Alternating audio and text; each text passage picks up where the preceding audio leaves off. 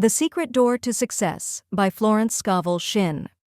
This book consists of a series of addresses given by Mrs. Shinn, teaching the individual to control conditions and release abundance through a knowledge of spiritual law.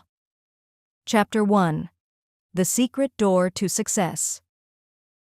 So the people shouted when the priests blew with the trumpets, and it came to pass, when the people heard the sound of the trumpet, and the people shouted with a great shout, that the wall fell down flat, so that the people went up into the city, every man straight before him, and they took the city. Joshua 6:20. A successful man is always asked, "What is the secret of your success?" People never ask a man who is a failure, "What is the secret of your failure?" It is quite easy to see, and they are not interested. People all want to know how to open the secret door to success. For each man there is success, but it seems to be behind a door or wall. In the Bible reading, we have heard the wonderful story of the falling of the walls of Jericho. Of course, all biblical stories have a metaphysical interpretation. We will talk now about your wall of Jericho, the wall separating you from success. Nearly everyone has built a wall around his own Jericho. This city you are not able to enter contains great treasures. Your divinely designed success, your heart's desire. What kind of wall have you built around your Jericho? Often it is a wall of resentment. Resenting someone or resenting a situation shuts off your good. If you are a failure and resent the success of someone else, you are keeping away your own success. I have given the following statement to neutralize envy and resentment. What God has done for others, He now does for me and more. A woman was filled with envy because a friend had received a gift. She made this statement, and an exact duplicate of the gift was given her, plus another present. It was when the children of Israel shouted that the walls of Jericho fell down. When you make an affirmation of truth, your wall of Jericho totters. I gave the following statement to a woman. The walls of lack and delay now crumble away, and I enter my promised land under grace. She had a vivid picture of stepping over a fallen wall and received the demonstration of her good almost immediately. It is the word of realization which brings about a change in your affairs, for words and thoughts are a form of radioactivity. Taking an interest in your work, enjoying what you are doing, opens the secret door of success. A number of years ago, I went to California to speak at the different centers by way of the Panama Canal, and on the boat I met a man named Jim Tully. For years, he had been a tramp. He called himself the king of the hobos. He was ambitious and picked up an education. He had a vivid imagination and commenced writing stories about his experiences. He dramatized tramp life. He enjoyed what he was doing and became a very successful author. I remember one book called Outside Looking In. It was made into a motion picture. He is now famous and prosperous and lives in Hollywood. What opened the secret door to success for Jim Tully? Dramatizing his life, being interested in what he was doing, he made the most of being a tramp. On the boat, we all sat at the captain's table, which gave us a chance to talk. Mrs. Grace Stone was also a passenger on the boat. She had written The Bitter Tea of General Yen and was going to Hollywood to have it made into a moving picture. She had lived in China and was inspired to write the book. That is the secret of success, to make what you are doing interesting to other people. Be interested yourself, and others will find you interesting. A good disposition, a smile, often opens the secret door. The Chinese say, "A man without a smiling face must not open a shop." The success of a smile was brought out in a French moving picture in which Chevalier took the lead. The picture was called With a Smile. One of the characters had become poor, dreary, and almost a derelict. He said to Chevalier, "What good has my honesty done me?" Chevalier replied, "Even honesty won't help you without a smile." So the man changes on the spot, cheers up, and becomes very successful. Living in the past, complaining of your misfortunes, builds a thick wall around your Jericho. Talking too much about your affairs, scattering your forces, brings you up against a high wall. I knew a man of brains and ability who was a complete failure. He lived with his mother and aunt, and I found that every night when he went home to dinner, he told them all that had taken place during the day at the office. He discussed his hopes, his fears, and his failures. I said to him, You scatter your forces by talking about your affairs. Don't discuss your business with your family. Silence is golden. He took my lead. During dinner, he refused to talk about business. His mother and aunt were in despair. They loved to hear all about everything, but his silence proved golden. Not long after, he was given a position at $100 a week, and in a few years, he had a salary of $300 a week. Success is not a secret. It is a system. Many people are up against the wall of discouragement. Courage and endurance are part of the system. We read this in lives of all successful men and women. I had an amusing experience which brought this to my notice. I went to a moving picture theater to meet a friend. While waiting, I stood near a young boy selling programs. He called to people passing, "Buy a complete program of the picture," containing photographs of the actors and a sketch of their lives. Most people passed by without buying. To my great surprise, he suddenly turned to me and said, "Say this ain't no racket for a guy with ambition." Then he gave a discourse on success. He said, "Most people give up just before something big is coming to them. A successful man never gives up." Of course, I was interested and said, "I'll bring you a book the next time I come. It is called The Game of Life and How to Play It. You will agree with a lot of the ideas." A week or two later, I went back with the book. The girl at the ticket office said to him, "Let me read it, Eddie, while you are selling programs." The man who took tickets leaned over to see what it was about. The game of life always gets people's interests. I returned to the theater in about 3 weeks. Eddie had gone. He had expanded into a new job that he liked. His wall of Jericho had crumbled. He had refused to be discouraged. Only twice is the word success mentioned in the Bible, both times in the book of Joshua. "Only be strong and very courageous to observe to do according to all the law which Moses my servant commanded thee. Turn not from it to the right nor to the left, that thou mayest have good success whithersoever thou goest. This book of the law shall not depart from thy mouth, but thou shalt meditate therein day and night, that thou mayest observe to do all that is written therein. For then shalt thou make thy way prosperous, and thou shalt have good success. Turn not to the right nor to the left." The road to success is a straight and narrow path. It is a road of loving absorption, of undivided attention. You attract the things you give a great deal of thought to. So if you give a great deal of thought to lack, you attract lack. If you give a great deal of thought to injustice, you attract more injustice. Joshua said, "And it shall come to pass, that when they make a long blast with the ram's horn, and when ye hear the sound of the trumpet, all the people shall shout with a great shout, and the wall of the city shall fall down flat, and the people shall ascend up, every man straight before him." The inner meaning of this story is the power of the word, your word which dissolves obstacles and removes barriers. When the people shouted, the walls fell down.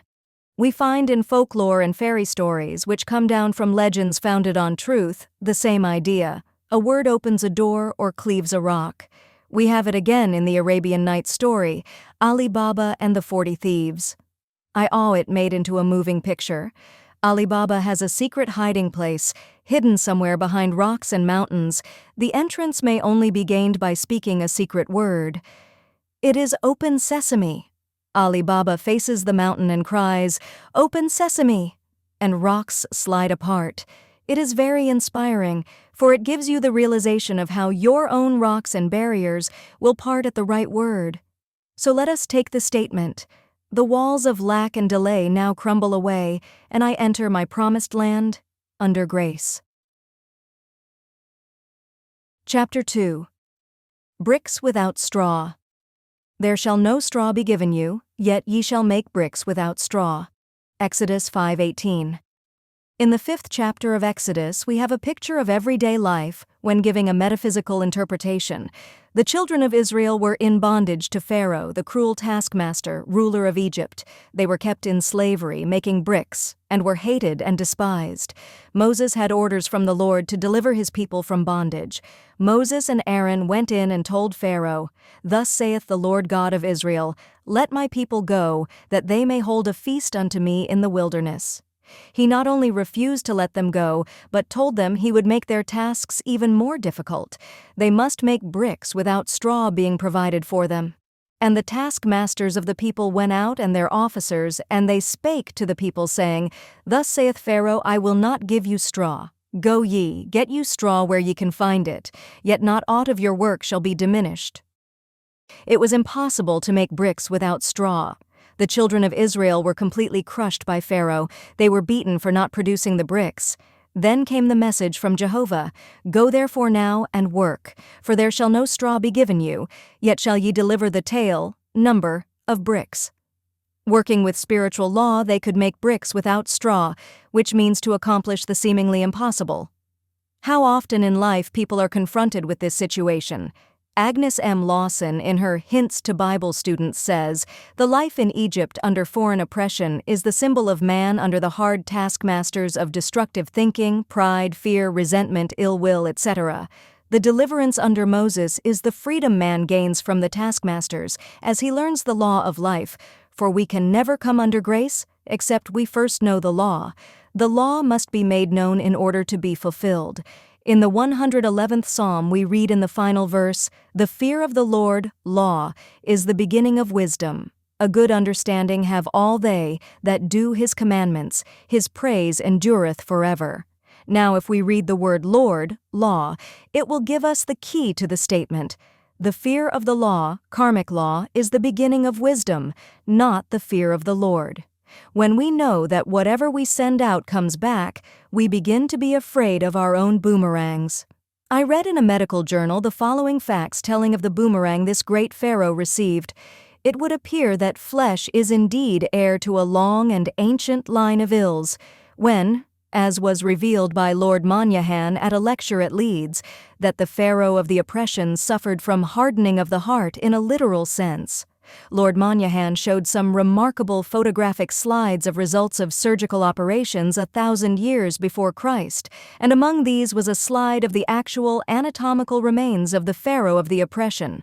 The large vessel springing from the heart was in such a well-preserved state as to enable sections of it to be made recently from the lantern slide. It was impossible to distinguish between the ancient and modern vessel. Both hearts had been attacked by atheroma, a condition in which calcium salts are deposited in the walls of the vessel, making it rigid and inelastic. Inadequate expanse to the stream of blood from the heart caused the vessel to give way.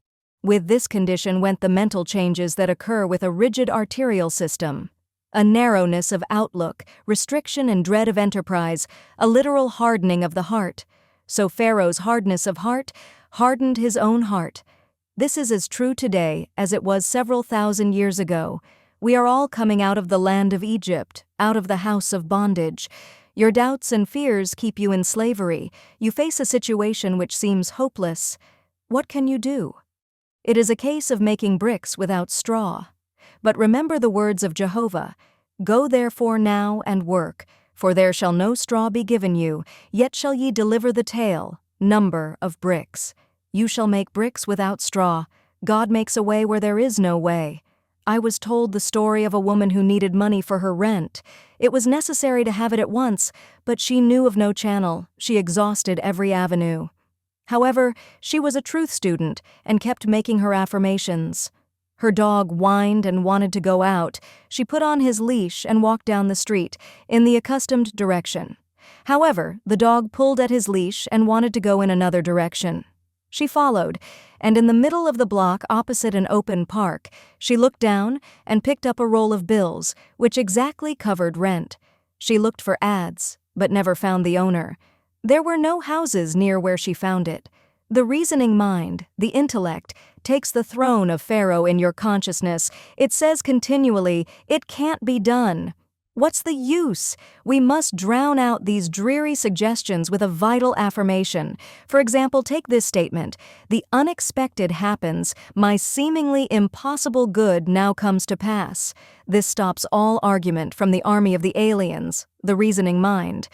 The unexpected happens. That is an idea it cannot cope with. Thou hast made me wiser than mine enemies. Your enemy thoughts, your doubts, fears, and apprehensions. Think of the joy of really being free forever from the Pharaoh of the oppression. To have the idea of security, health, happiness, and abundance established in the subconscious. It would mean a life free from all limitation. It would be the kingdom which Jesus Christ spoke of, where all things are automatically added unto us. I say automatically added unto us because all life is vibration.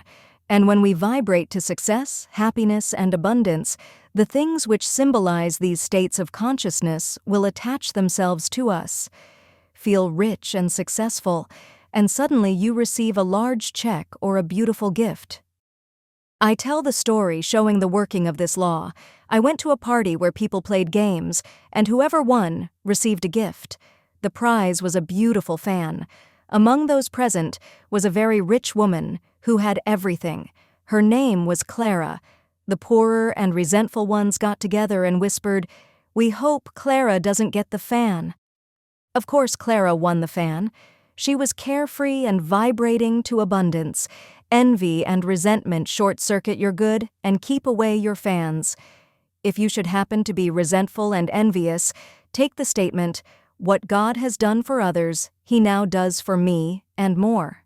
Then all the fans and things will come your way. No man gives to himself but himself, and no man takes away from himself but himself. The game of life is a game of solitaire. As you change, all conditions will change. Now to go back to Pharaoh the oppressor. No one loves an oppressor. I remember a friend I had many years ago. Her name was Letty. Her father had plenty of money and supplied her mother and herself with food and clothes, but no luxuries. We went to art school together, and all the students would buy reproductions of the Winged Victory, Whistler's Mother, or something to bring art into their homes. My friend's father called all these things plunder. He would say, "Don't bring home any plunder." So she lived a colorless life without a Winged Victory on her bureau or Whistler's Mother on the wall. He would say often to my friend and her mother, "When I die, you'll both be well off." One day someone said to Letty, "When are you going abroad?" All art students went abroad.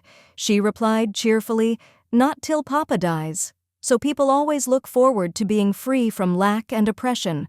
Let us now free ourselves from the tyrants of negative thinking. We have been slaves to doubts, fears, and apprehension, and let us be delivered as Moses delivered the children of Israel and come out of the land of Egypt, out of the house of bondage. Find the thought which is your great oppressor. Find the kingpin. In the logging camps in the spring, the logs are sent down the rivers in great numbers. Sometimes the logs become crossed and cause a jam. The men look for the log causing the jam. They call it the kingpin. Straighten it, and the logs rush down the river again. Maybe your kingpin is resentment. Resentment holds back your good. The more you resent, the more you will have to resent. You grow a resentment track in your brain, and your expression will be one of habitual resentment. You will be avoided and miss the golden opportunities which await you each day. I remember a few years ago, the streets were filled with men selling apples. They got up early to get the good corners. I passed one several times on Park Avenue. He had the most disagreeable expression I have ever seen. As people passed, he said, "Apples, apples," but no one stopped to buy. I invested in an apple and said, "You'll never sell apples unless you change your expression." He replied, "Well, that guy over there took my corner." I said, "Never mind about the corner. You can sell apples right here if you'll look pleasant." He said, "Okay, lady," and I went on. The next day I saw him, his whole expression had changed. He was doing a big business selling apples with a smile. So find your kingpin. You may have more than one, and your logs of success, happiness, and abundance will go rushing down your river. Go therefore now and work, for there shall no straw be given you, yet ye shall make bricks without straw. Chapter 3. And 5 of them were wise. And 5 of them were wise, and 5 were foolish. They that were foolish took their lamps and took no oil with them. Matthew 25:2-3. My subject is the parable of the wise and foolish virgins. And 5 of them were wise, and 5 were foolish. They that were foolish took their lamps, and took no oil with them. But the wise took oil in their vessels with their lamps. The parable teaches that true prayer means preparation. Jesus Christ said, "And all things, whatsoever ye shall ask in prayer, believing, ye shall receive." Matthew 21:22. Therefore I say unto you, what things soever ye desire, when ye pray, believe that ye receive them, and ye shall have them. Mark 11:24. In this parable he shows that only those who have prepared for their good, thereby showing active faith, will bring the manifestation to pass. We might paraphrase the scriptures and say, when ye pray, believe ye have it.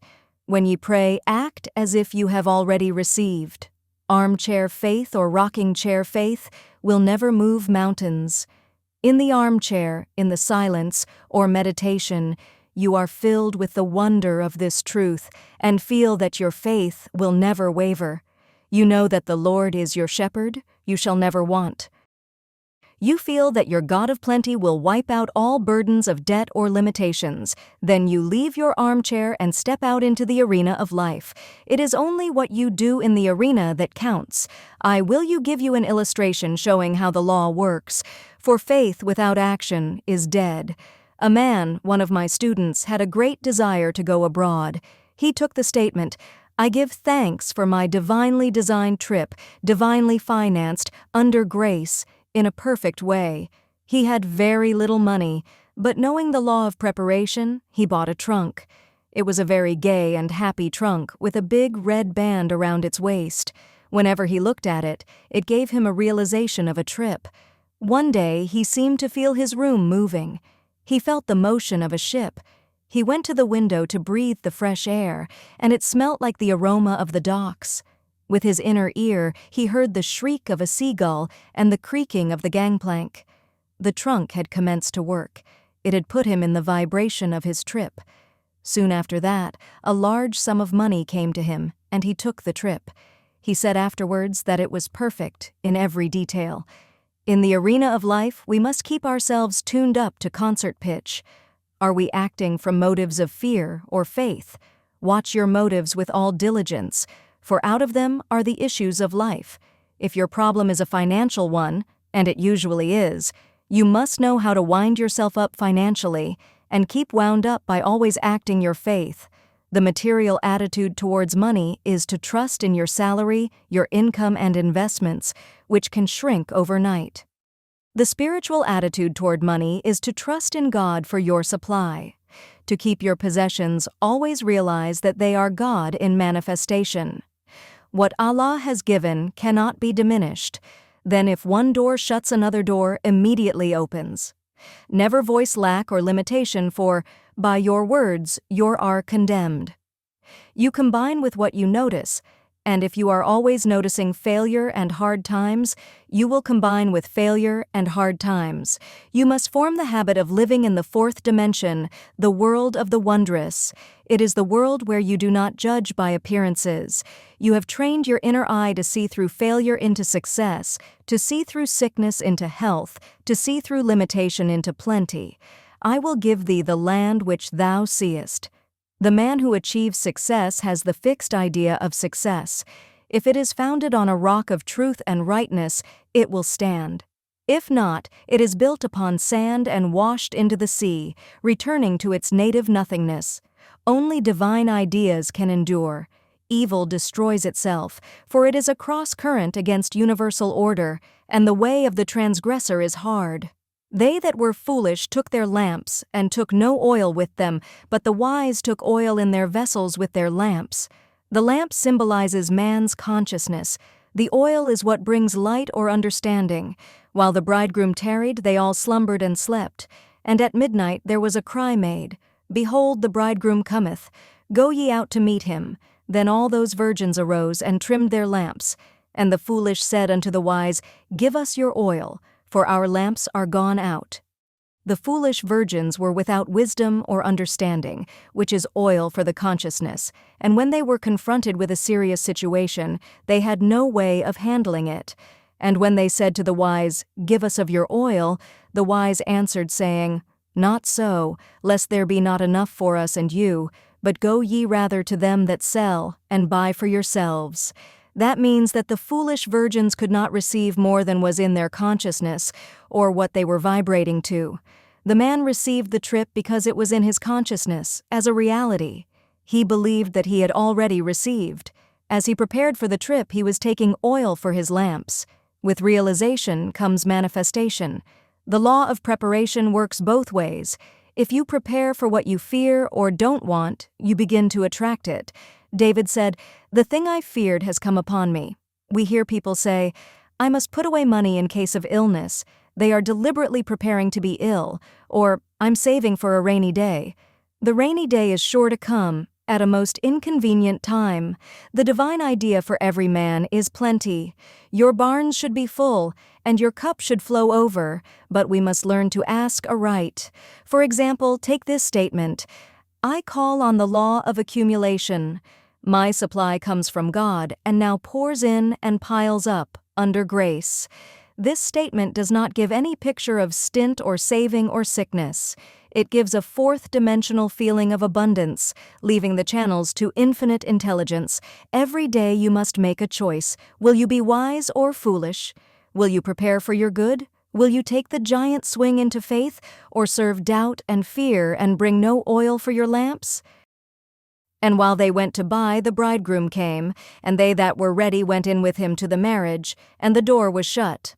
Afterward came also the other virgins, saying, Lord, Lord, open to us. But he answered and said, Verily I say unto you, I know you not.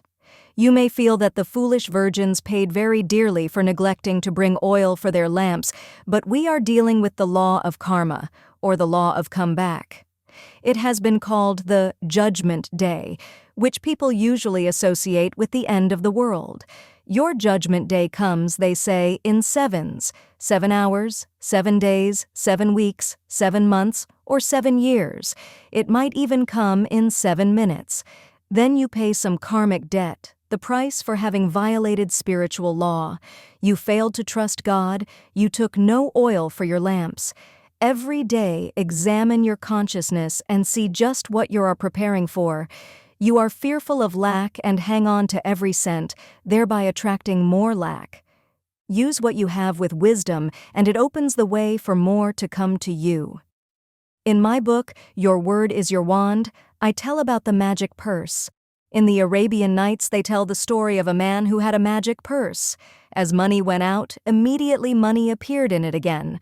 So I made the statement, my supply comes from God. I have the magic purse of the Spirit. It can never be depleted. As money goes out, immediately money comes in. It is always crammed, jammed with abundance, under grace, in perfect ways. This brings a vivid picture to mind. You are drawing on the bank of the imagination. A woman who did not have much money was afraid to pay any bills and see her bank account dwindle. It came to her with great conviction. I have the magic purse of the Spirit. It can never be depleted. As money goes out, immediately money comes in. She fearlessly paid her bills, and several large checks came to her that she did not expect. Watch and pray lest ye enter into the temptation of preparing for something destructive instead of something constructive. I knew a woman who told me she always kept a long crepe veil handy in case of funerals. I said to her, You are a menace to your relatives and are preparing to hurry them all off so that you can wear the veil. She destroyed it. Another woman who had no money decided to send her 2 daughters to college. Her husband scorned the idea and said, Who will pay their tuition? I have no money for it. She replied, I know some unforeseen good will come to us. She kept on preparing her daughters for college. Her husband laughed heartily and told all their friends that his wife was sending the girls to college on some unforeseen good. A rich relative suddenly sent her a large sum of money. Some unforeseen good did arrive, for she had shown active faith. I asked what she had said to her husband when the check arrived. She replied, Oh, I never antagonize George by telling him I am in the right. So prepare for your unforeseen good. Let every thought and every act express your unwavering faith. Every event in your life is a crystallized idea, something you have invited through either fear or faith, something you have prepared for. So let us be wise and bring oil for our lamps, and when we least expect it, we shall reap the fruits of our faith. My lamps are now filled with the oil of faith and fulfillment. Chapter 4. What do you expect? According to your faith be it unto you. Matthew 9:29. Faith is expectancy. According to your faith be it unto you. We might say according to your expectancies be it done unto you.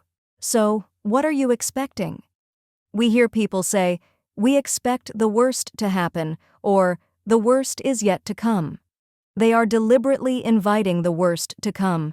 We hear others say, I expect a change for the better. They are inviting better conditions into their lives. Change your expectancies and you change your conditions. How can you change your expectancies when you have formed the habit of expecting loss, lack, or failure? Begin to act as if you expected success, happiness, and abundance. Prepare for your good. Do something to show you expect it to come. Active faith alone will impress the subconscious.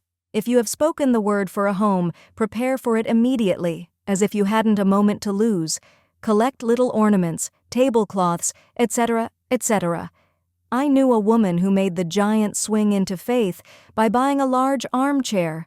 A chair meant business. She bought a large and comfortable chair, for she was preparing for the right man. He came. Someone will say, suppose you haven't money to buy ornaments or a chair? Then look in shop windows and link with them in thought.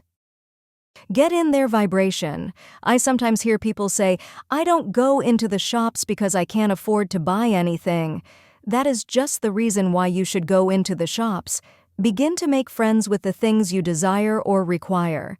I know a woman who wanted a ring. She went boldly to the ring department and tried on rings. It gave her such a realization of ownership that not long after, a friend made her a gift of a ring. You combine with what you notice. Keep on noticing beautiful things and you make an invisible contact. Sooner or later, these things are drawn into your life unless you say, poor me, too good to be true. My soul, wait thou only upon God, for my expectation is from Him. This is a most important statement from the 62nd Psalm.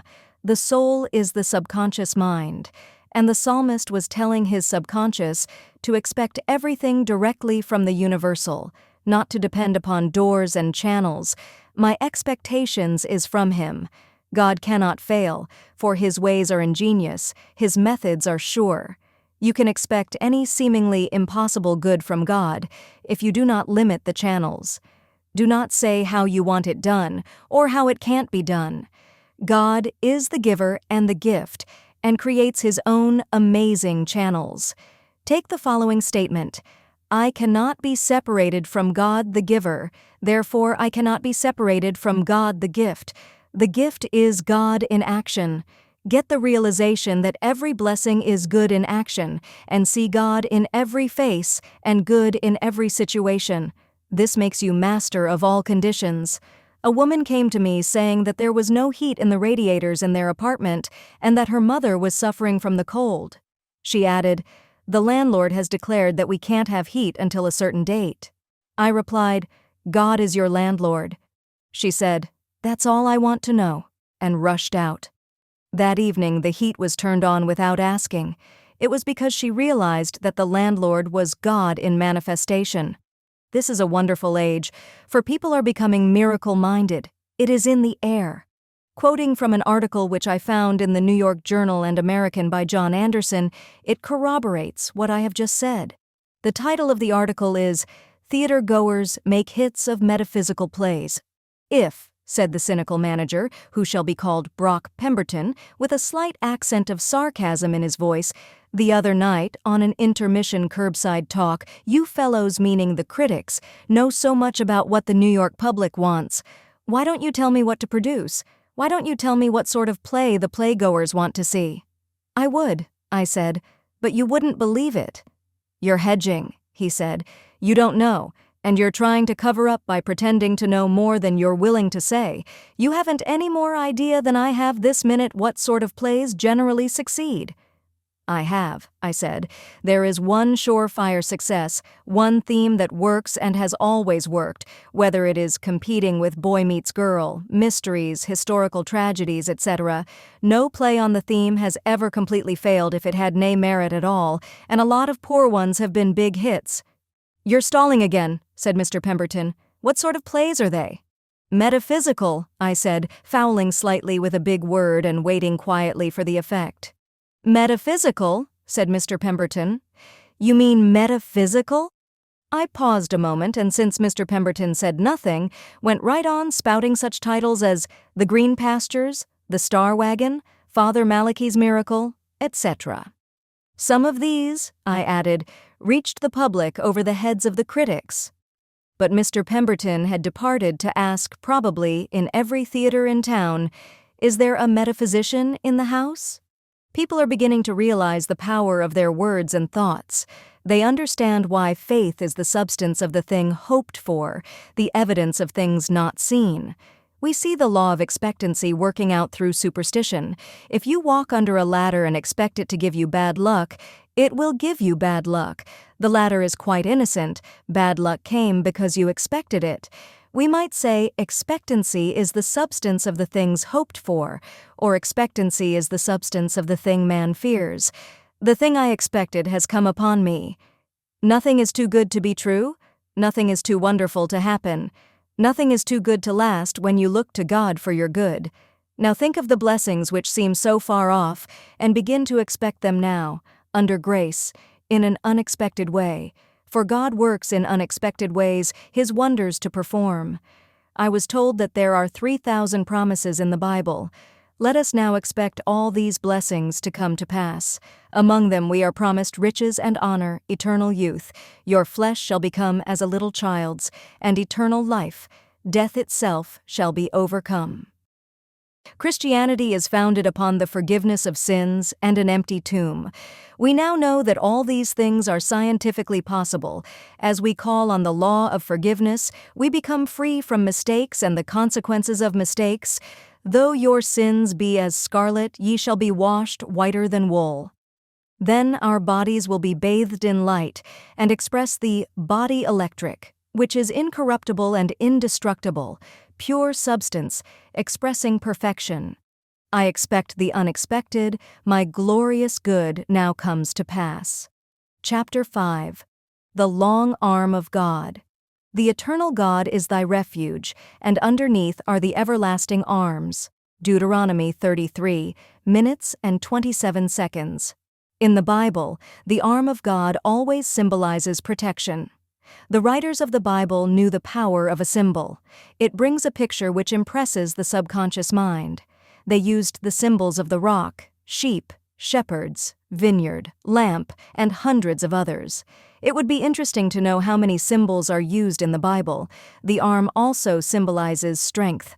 The eternal God is thy refuge, and underneath are the everlasting arms, and he shall thrust out the enemy from before thee and shall say, Destroy them. Who is the enemy before thee? The negative thought forms which you have built up in your subconscious mind.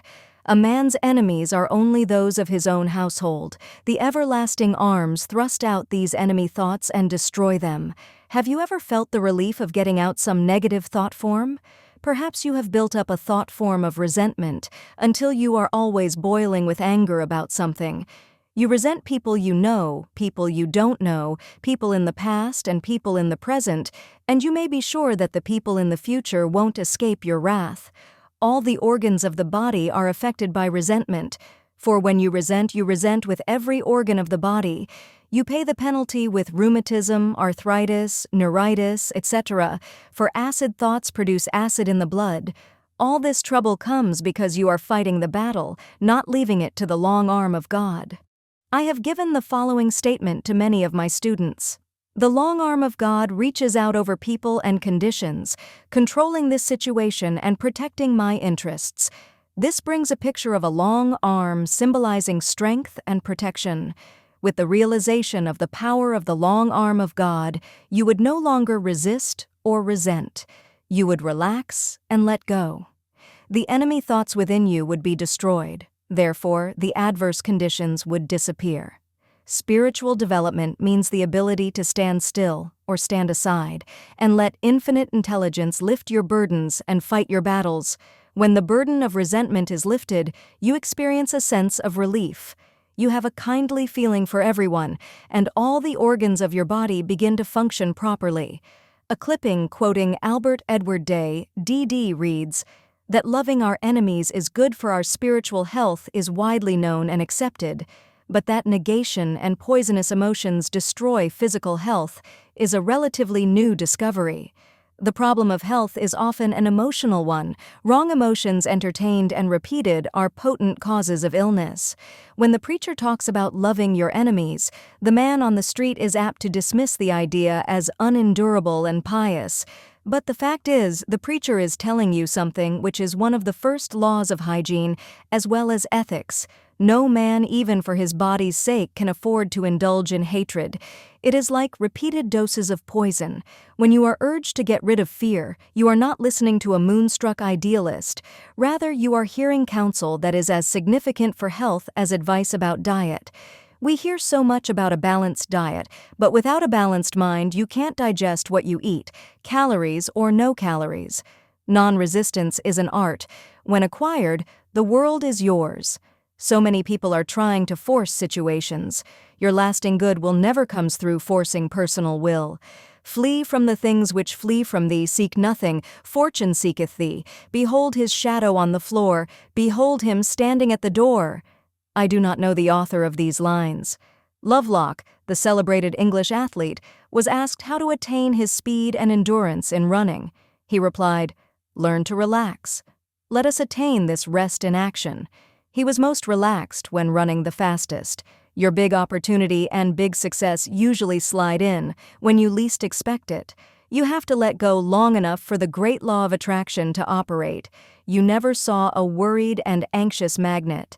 It stands up straight and hasn't a care in the world because it knows needles can't help jumping to it. The things we rightly desire come to pass when we have taken the clutch off.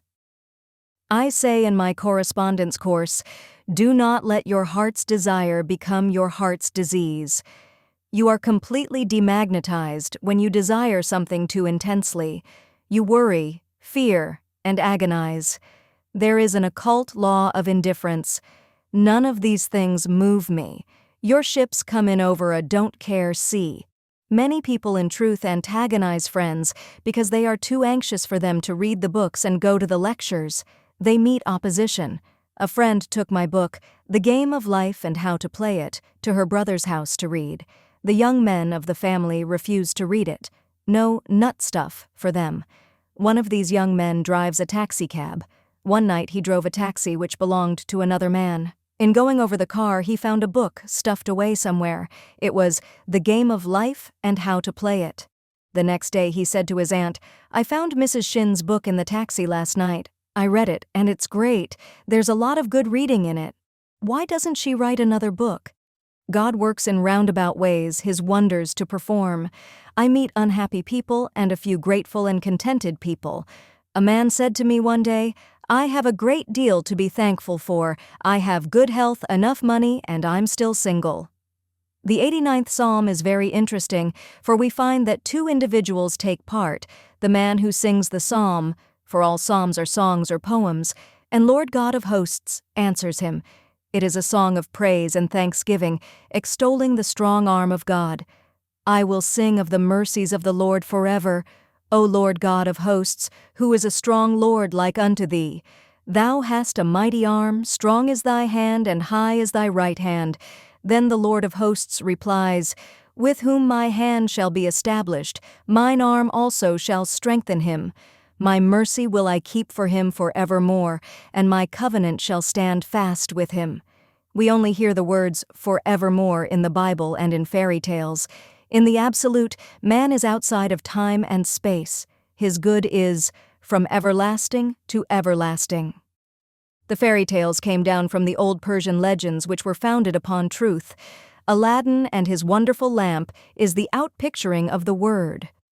Aladdin rubbed the lamp, and all his desires came to pass. Your word is your lamp. Words and thoughts are a form of radioactivity and do not return void. A scientist has said that words are clothed in light. You are continually reaping the fruits of your words. A friend in one of my meetings said that she had brought a man to my class who had been out of work for a year or more. I gave the statement, "Now is the appointed time. Today is the day of my amazing good fortune." It clicked in his consciousness. Soon after, he was given a position which paid him $9,000 a year. A woman told me that when I blessed the offering, I said that each offering would return 1,000-fold. She had put $1 in the collection. She said with great realization, "That dollar is blessed and returns $1,000. She received $1,000 a short time afterwards, in a most unexpected way. Why do some people demonstrate this truth so much more quickly than others? It is because they have the ears that hear. Jesus Christ tells the parable of the man who sowed the seed, and it fell upon good ground. The seed is the word. I say, listen for the statement that clicks, the statement that gives your realization. That statement will bear fruit. The other day I went into a shop where I know the employer quite well. I had given one of his employees an affirmation card. I said to him jokingly, "I wouldn't waste an affirmation card on you. You wouldn't use it." He replied, "Oh sure, give me one." "I'll use it." The following week I gave him a card. Before I left, he rushed up to me excitedly and said, I made the statement and 2 new customers walked in. It was, "Now is the appointed time. Today is the day of my amazing good fortune." It had clicked. So many people use their words in exaggerated and reckless statements. I find a great deal of material for my talks in the beauty parlor. A young girl wanted a magazine to read. She called to the operator, "Give me something terribly new and frightfully exciting." All she wanted was the latest moving picture magazine. You hear people say, "I wish something terribly exciting would happen." They are inviting some unhappy but exciting experience into their lives. Then they wonder why it happened to them. There should be a chair of metaphysics in all colleges. Metaphysics is the wisdom of the ages. It is the ancient wisdom taught all through the centuries in India and Egypt and Greece. Hermes Trismegistus was a great teacher of Egypt. His teachings were closely guarded and have come down to us over 10 centuries. He lived in Egypt in the days when the present race of men was in its infancy. But if you read the Kybalion carefully, you find that he taught just what we are teaching today. He said that all mental states were accompanied by vibrations. You combine with what you vibrate to, so let us all now vibrate to success, happiness, and abundance. Now is the appointed time. Today is the day of my amazing good fortune. Chapter 6. The Fork in the Road.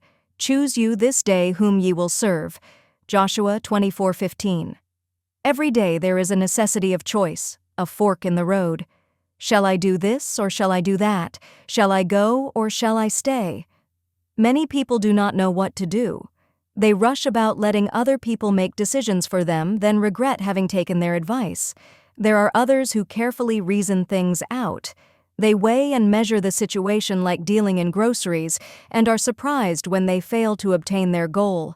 There are still other people who follow the magic path of intuition and find themselves in their promised land in the twinkling of an eye.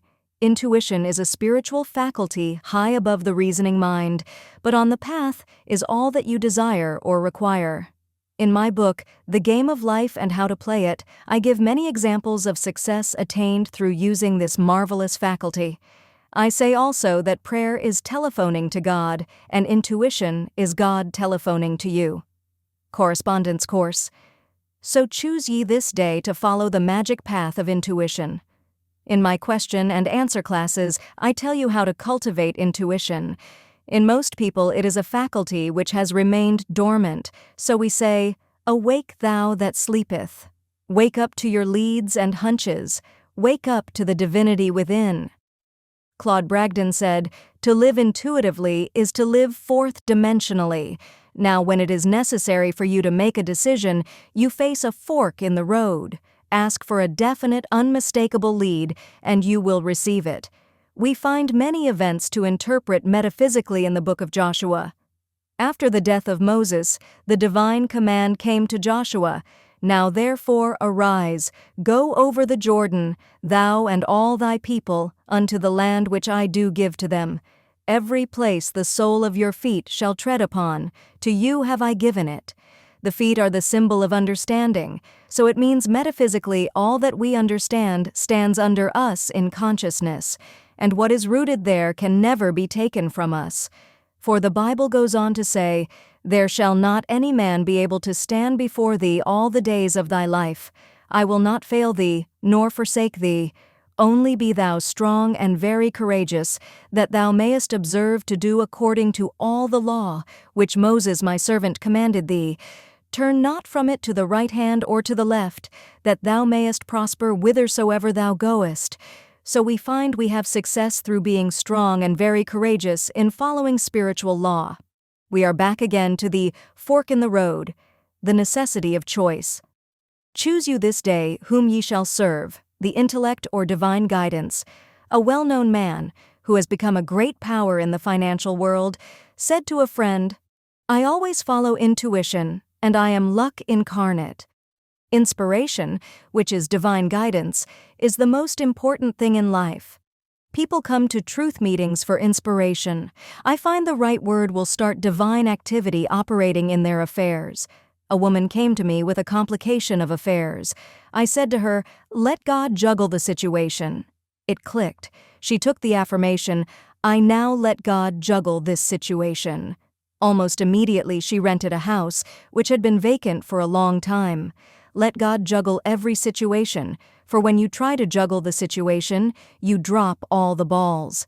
In my question and answer classes, I would be asked, "How do you let God juggle a situation? And what do you mean when you say I should not juggle it?" You juggle with the intellect. The intellect would say, "Times are hard, no activity in real estate. Don't expect anything until the fall of 1958. With spiritual law, there is only the now. Before you call, you are answered, for time and space are but a dream, and your blessing is there waiting for you to release it by faith and the word. Choose you this day whom ye will serve, fear or faith. In every act prompted by fear lies the germ of its own defeat. It takes much strength and courage to trust God. We often trust Him in little things, but when it comes to a big situation, we feel we had better attend to it ourselves. Then come defeat and failure. The following extract from a letter which I received from a woman in the West shows how conditions can change in the twinkling of an eye. "I've had the pleasure of reading your wonderful book, The Game of Life and How to Play It. I have 4 boys, 10, 13, 15, and 17, and thought how wonderful for them to grasp it in their early life and be able to get things which are theirs by divine right." The lady who let me read her copy gave me other things to read, but it seemed when I picked this book up it was magnetic, and I could not let go of it. After reading it, I realized I was trying to live divinely but did not understand the law, or I would have been much further advanced. At first, I thought it quite hard to find a place in the business world after so many years of being a mother, but I got this statement, "God makes a way where there is no way." And He did that very thing for me. I am grateful for my position and smile when people say, "How do you do it? Manage 4 growing boys, a home after all the times you have been hospitalized with such major operations and none of your relatives near you." I have that statement in my book, God Makes a Way Where There Is No Way. God made a way for her in business when all her friends said it couldn't be done. The average person will tell you almost anything can't be done. I had an example of this the other day. In a shop, I found a delightful little silver drippolator which would make just 1 cup of anything. I showed it to some of friends with enthusiasm, thinking it so very cute, and one said, "It will never work." The other said, "If it belonged to me, I'd throw it away." I stood up for the little drippolator and said I knew it would work, which it did. My friends were simply typical of the average person who says it can't be done. All big ideas meet with opposition. Do not let other people rock your boat. Follow the path of wisdom and understanding, and turn not from it to the right hand or to the left, that thou mayest prosper whithersoever thou goest. In the 13th verse of the 24th chapter of Joshua, we read a remarkable statement. "And I have given you a land for which ye did not labor, and cities which ye built not, and ye dwell in them. Of the vineyards and olive yards which ye planted not, do ye eat." This shows that man cannot earn anything. His blessings come as gifts, lest any man shall boast. With the realization of wealth, we receive the gift of wealth. With the realization of success, we receive the gift of success. For success and abundance are states of mind. For it is the Lord our God, He it is, that brought us up and our fathers out of the land of Egypt, out of the house of bondage. The land of Egypt stands for darkness, the house of bondage, where man is a slave to his doubts and fears, and beliefs in lack and limitation, the result of having followed the wrong fork in the road. Misfortune is due to failure to stick to the things which Spirit has revealed through intuition. All big things have been accomplished by men who stuck to their big ideas. Henry Ford was past middle age when the idea of the Ford car came to him. He had great difficulty in raising the money. His friends thought it was a crazy idea. His father said to him tearfully, "Henry, why do you give up a good $25 a week job in order to chase a crazy idea?" But no one could rock Henry Ford's boat. So in order to come out of the land of Egypt, out of the land of bondage, we must make the right decisions, follow the right fork in the road. Only be thou strong and very courageous, that thou mayest observe to do according to the law which Moses my servant commanded thee. Turn not from it to the right hand nor to the left, that thou mayest prosper whithersoever thou goest. So, as we reach the fork in the road today, let us fearlessly follow the voice of intuition. The Bible calls it the still small voice. There came a voice behind me saying, "This is the way, walk ye in it. On this path is the good, already prepared for you. You will find the land for which ye did not labor, and cities which ye built not, and ye dwell in them. Of the vineyards and oliveyards which ye planted not, do ye eat.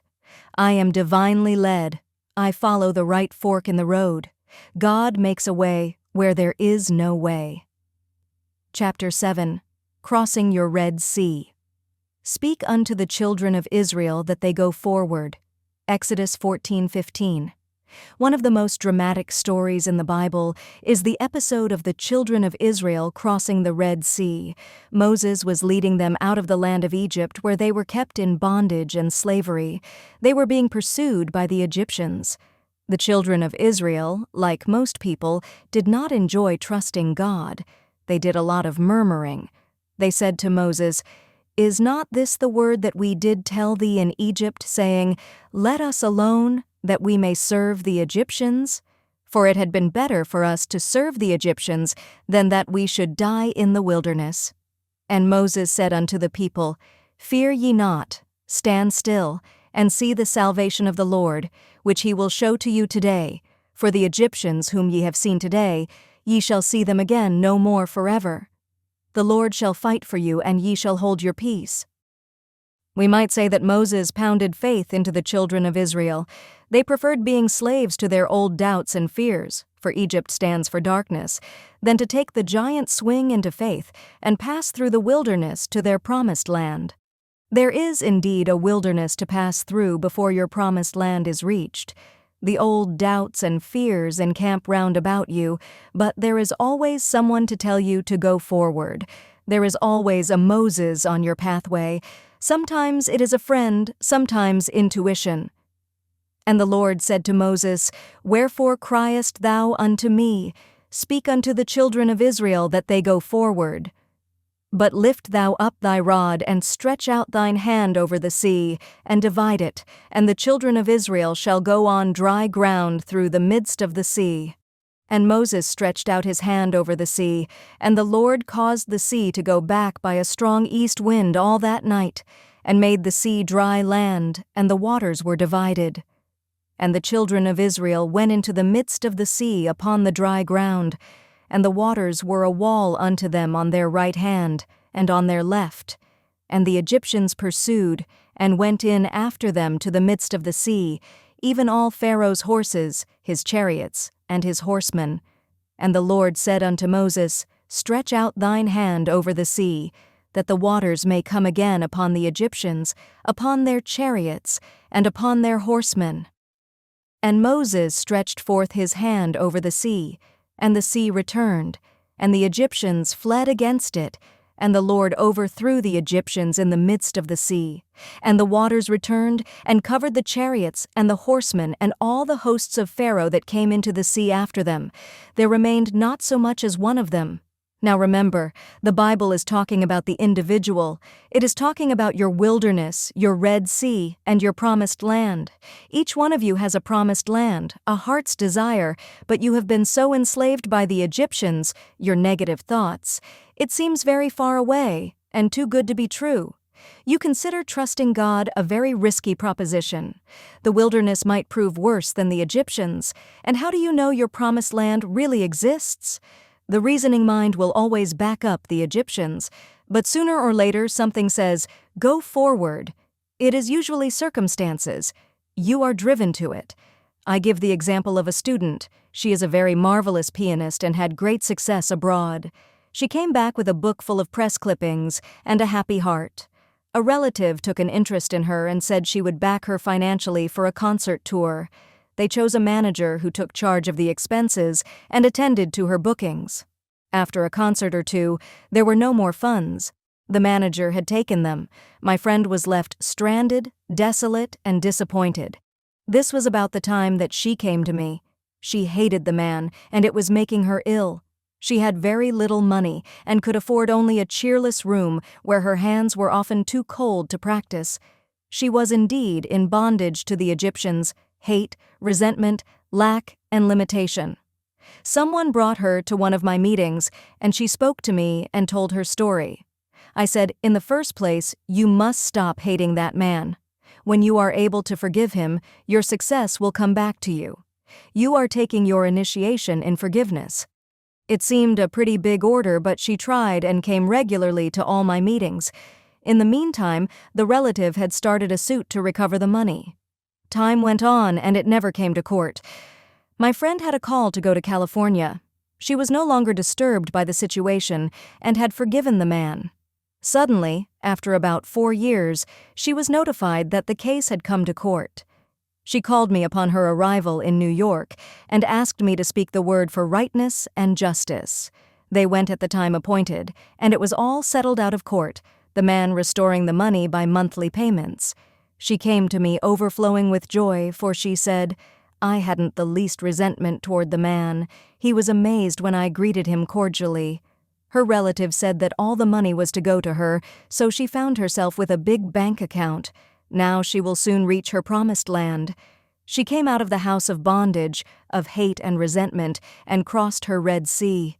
Her goodwill toward the man caused the waters to part, and she crossed over on dry land. Dry land symbolizes something substantial under your feet, the feet symbolizing understanding. Moses stands out as one of the greatest figures in biblical history. It came to Moses to move from Egypt with his nation. The task before him was not only the unwillingness of Pharaoh to let go of those whom he had made into profitable slaves, but also to stimulate to open rebellion this nation, which had lost its initiative under the hardships of its taskmasters. It required extraordinary genius to meet this condition, which Moses possessed with self-abnegation and the courage of his own convictions.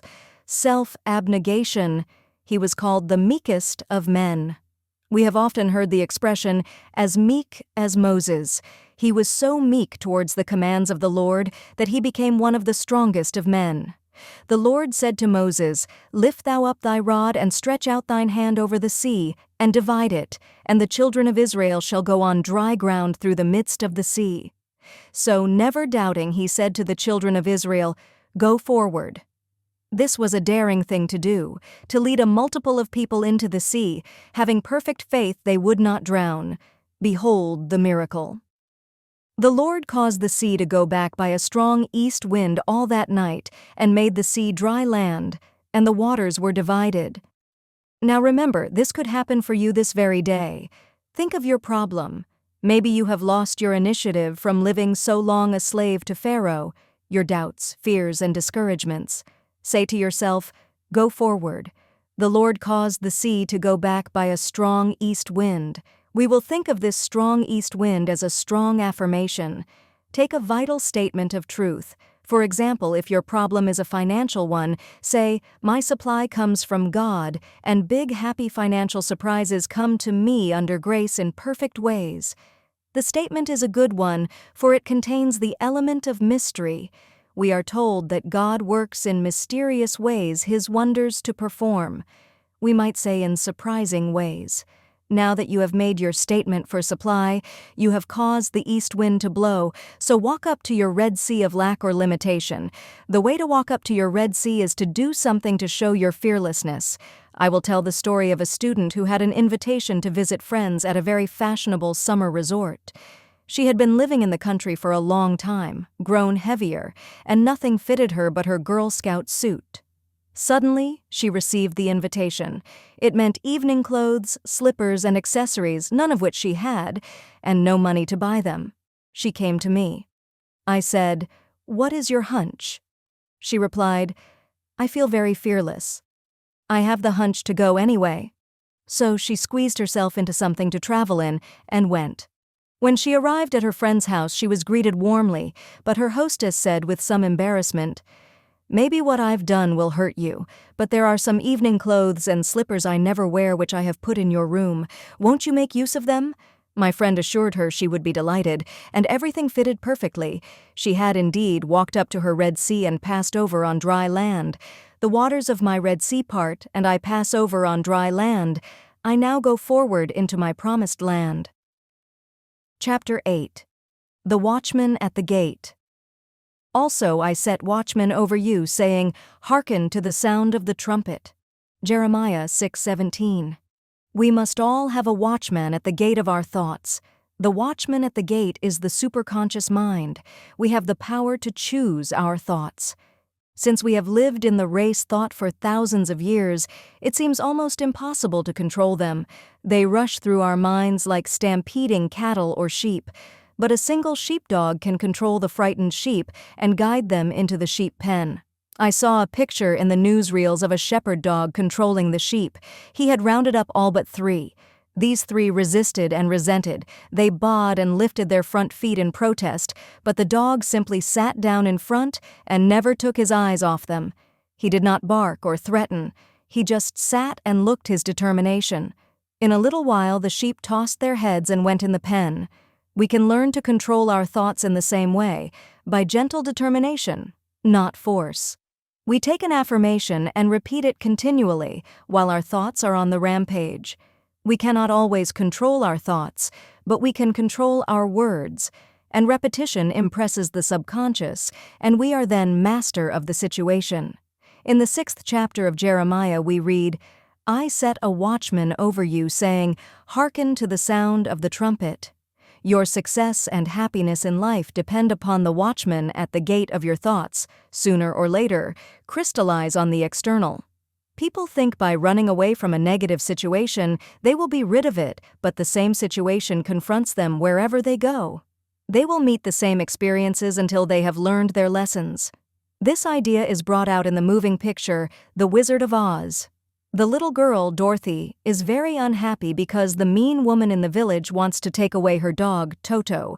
She goes, in despair, to confide in her Aunt Em and Uncle Henry, but they are too busy to listen and tell her to run along. She says to Toto, "There is somewhere, a wonderful place high above the skies where everybody is happy and no one is mean. How she would love to be there." A Kansas cyclone suddenly comes along, and she and Toto are lifted up, high in the sky, and land in the country of Oz. Everything seems very delightful at first, but soon she has the same old experiences. The mean old woman of the village has turned into a terrible witch and is still trying to get Toto from her. How she wishes she could be back in Kansas. She is told to find the Wizard of Oz. He is all-powerful and will grant her request. She starts off to find his palace in the Emerald City. On the way, she meets a scarecrow. He is so unhappy because he hasn't a brain. She meets a man made of tin who is so unhappy because he hasn't a heart. Then she meets a lion who is so unhappy because he has no courage. She cheers them up by saying, "We'll all go to the Wizard of Oz and he'll give what we want." The scarecrow a brain, the tin man a heart, and the lion courage. They encounter terrible experiences, for the bad witch is determined to capture Dorothy and take away Toto and the ruby slippers which protect her. At last they reach the Emerald Palace of the Wizard of Oz. They ask for an audience but are told no one has ever seen the Wizard of Oz, who lives mysteriously in the palace. But through the influence of the Good Witch of the North, they enter the palace. There they discover the wizard is just a fake magician from Dorothy's hometown in Kansas. They are all in despair because their wishes cannot be granted. But then the Good Witch shows them that their wishes are already granted. The Scarecrow has developed a brain by having to decide what to do in the experiences he has encountered. The Tin Man finds he has a heart because he loves Dorothy. And the Lion has become courageous because he had to show courage in his many adventures. The Good Witch from the North says to Dorothy, "What have you learned from your experiences?" And Dorothy replies, "I have learned that my heart's desire is in my own home and in my own front yard." So the Good Witch waves her wand, and Dorothy is at home again. She wakes up and finds that the Scarecrow, the Tin Man, and the Lion are the men who work on her uncle's farm. They are so glad to have her back. This story teaches that if you run away, your problems will run after you. Be undisturbed by a situation, and it will fall away of its own weight. There is an occult law of indifference. None of these things move me. None of these things disturb me, we might say in modern language. When you can no longer be disturbed, all disturbance will disappear from the external. When your eyes have seen your teachers disappear. I set watchmen over you, saying, "Hearken to the sound of the trumpet." A trumpet is a musical instrument used in olden times to draw people's attention to something, to victory, to order. You will form the habit of giving attention to every thought and word when you realize their importance. The imagination, the scissors of the mind, is constantly cutting out the events to come into your life. Many people are cutting out fear pictures, seeing things which are not divinely planned. With the single eye, man sees only the truth. He sees through evil, knowing that out of it comes good. He transmutes injustice into justice and disarms his seeming enemy by sending goodwill. We read in mythology of the Cyclops, a race of giants said to have inhabited Sicily.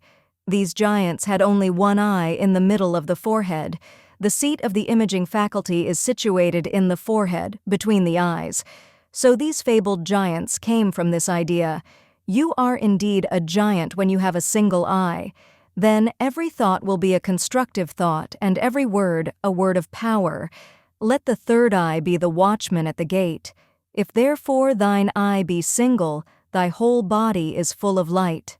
With the single eye, your body will be transformed into your spiritual body, the body electric made in God's likeness and image, imagination. By seeing clearly the perfect plan, we could redeem the world, with our inner eye seeing a world of peace and plenty and goodwill. Judge not by appearances, judge righteous judgment. Nation shall not lift up sword against nation, neither shall they learn war any more. The occult law of indifference means that you are undisturbed by adverse appearances. You hold steadily to the constructive thought, which wins out. Spiritual law transcends the law of karma. This is the attitude of mind which must be held by the healer or practitioner towards his patient. Indifferent to appearances of lack, loss, or sickness, he brings about the change in mind, body, and affairs. Let me quote from the 31st chapter, Jeremiah. The keynote is one of rejoicing. It gives a picture of the individual freed from negative thinking. For there shall be a day that the watchman upon the Mount Ephraim shall cry, Arise ye, and let us go up to Zion, unto the Lord our God. The watchman at the gate neither slumbers nor sleeps. It is the eye which watches over Israel. But the individual, living in a world of negative thought, is not conscious of this inner eye. He may occasionally have flashes of intuition or illumination, then falls back into a world of chaos. It takes determination and eternal vigilance to check up on words and thoughts. Thoughts of fear, failure, resentment, and ill will must be dissolved and dissipated. Take the statement, Every plant my Father in heaven has not planted shall be rooted up. This gives you a vivid picture of rooting up weeds in a garden. They are thrown aside and dry up because they are without soil to nourish them. But the individual, living in a world of negative thought, is not conscious of this inner eye. You nourish negative thoughts by giving them your attention. Use the occult law of indifference and refuse to be interested. Soon you will starve out the army of all aliens. Divine ideas will crowd your consciousness, false ideas fade away, and you will desire only that which God desires through you. The Chinese have a proverb, "The philosopher leaves the cut of his coat to the tailor." So leave the plan of your life to the divine designer, and you will find all conditions permanently perfect. The ground I am on is holy ground. I now expand rapidly into the divine plan of my life, where all conditions are permanently perfect. Chapter 9. The Way of Abundance. Then shalt thou lay up gold as dust. Job 22:24. The way of abundance is a one-way street. As the old saying is, there are no two ways about it. You are either heading for lack or heading for abundance. The man with a rich consciousness and the man with a poor consciousness are not walking on the same mental street. There is a lavish supply, divinely planned for each individual. The rich man is tapping it, for rich thoughts produce rich surroundings. Change your thoughts, and in the twinkling of an eye, all your conditions change. Your world is a world of crystallized ideas, crystallized words. Sooner or later, you reap the fruits of your words and thoughts. Words are bodies or forces which move spirally and return in due season to cross the lives of their creators. People who are always talking lack and limitation reap lack and limitation. You cannot enter the kingdom of abundance bemoaning your lot. I know a woman who had always been limited in her ideas of prosperity. She was continually making her old clothes do instead of buying new clothes. She was very careful of what money she had and was always advising her husband not to spend so much. She said repeatedly, "I don't want anything I can't afford." She couldn't afford much, so she didn't have much. Suddenly her whole world cracked up. Her husband left her, weary of her nagging and limited thoughts. She was in despair when one day she came across a book on metaphysics. It explained the power of thought and words. She realized that she had invited every unhappy experience by wrong thinking. She laughed heartily at her mistakes and decided to profit by them. She determined to prove the law of abundance. She used what money she had fearlessly to show her faith in her invisible supply. She relied upon God as the source of her prosperity. She no longer voiced lack and limitation. She kept herself feeling and looking prosperous. Her old friends scarcely recognized her. She had swung into the way of abundance. More money came to her than she had ever had before. Unheard-of doors opened. Amazing channels were freed. She became very successful in a work she had had no training for. She found herself on miracle ground. What had happened? She had changed the quality of her words and thoughts. She had taken God into her confidence and into all her affairs. She had many 11th-hour demonstrations, but her supply always came, for she dug her ditches and gave thanks without wavering.